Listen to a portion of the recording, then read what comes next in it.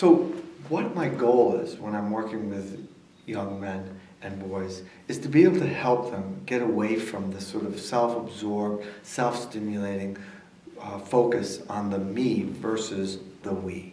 And one of the ways I do that is I try to help them understand that it's not about the goal of being self-stimulated and happy. It's about learning to take the pleasure out of working hard for something and learning and taking pleasure of being part of a team, of giving something back to the community. For example, I had a team, a soccer team I coached, and they ended up going to the state tournament.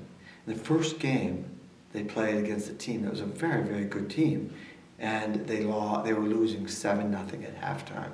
The players came off the field very discouraged, disgruntled, and I changed my whole attitude when I was with them. I was excited and I was animated. I said, "This is great, you guys.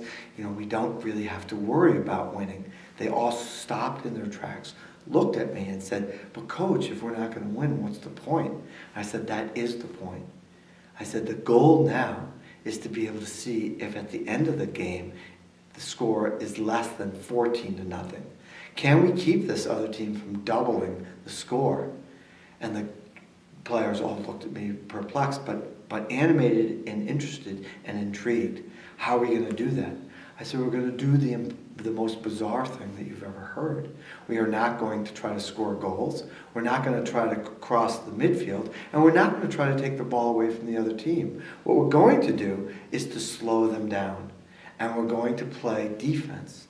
And if we can slow them down, the clock will tick away and they will not score as many goals." At the end of the game, it was 10-0. My team came off the field shouting for joy, hands up in the air. The referee came over and said, "Coach, I realize that your team played hard and they lost 10-0. What I don't understand is why they were so excited, more excited than the winning team." I said, "Because we weren't trying to win." And he looked at me perplexed and said, "Then what were you trying to do?" "We were trying to find a way to engage in the battle of soccer and keep the score lower than 14-0. And they felt like they achieved the goal.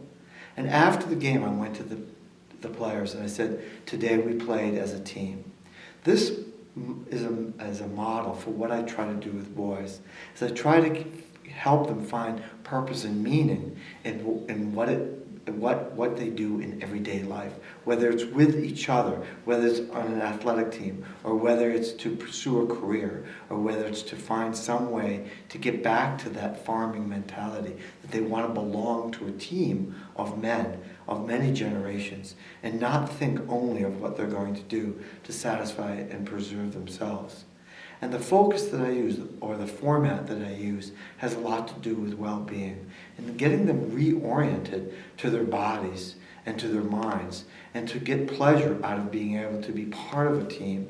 And so they're not thinking in terms of career, how much money they're going to make, but they're thinking in terms of what is going to be able to give them the sense of pride, a sense of dignity, a sense of strength. It's not about winning, it's about getting better and engaging in the process. I talk to them about 3 different things. It's important to be a part of a team and support the team as a member of a team. The other thing I talk to them about is, can you, in a given moment, be the leader and finish and be the one that scores the goal? And the third part that they can focus on and work on is that never focus just on whether you win or lose. Look at the game or a particular event as an opportunity to propel yourself to the next mountain. And that mountain propels you to the next mountain. So if you win, celebrate, but celebrate in a small amount of time. If you lose, feel sad, but don't stay there. Make sure you think about that this particular game, this particular competition, this particular challenge was an opportunity for a person to be able to go to the next mountain and to propel yourself to the mountain after that and the mountain after that and the mountain after that. What I'm trying to help them do is to be able to find a way to feel strong in pursuing goals that will allow them to feel self-empowered. But part of being self-empowered is to move away from being sort of a whiny or a wimpy type of kid or someone who's aggressive and barbaric.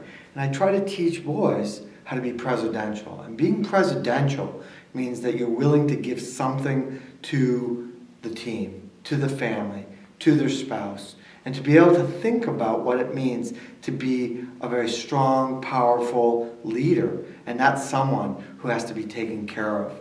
And so with that in mind, I can be very confrontational to these boys when they begin to make excuses for why they're not following through with their responsibilities and their work in the academic world, in the family, in relationships, and in the workforce. And so that I'm constantly putting pressure on them. What are you going to do about it?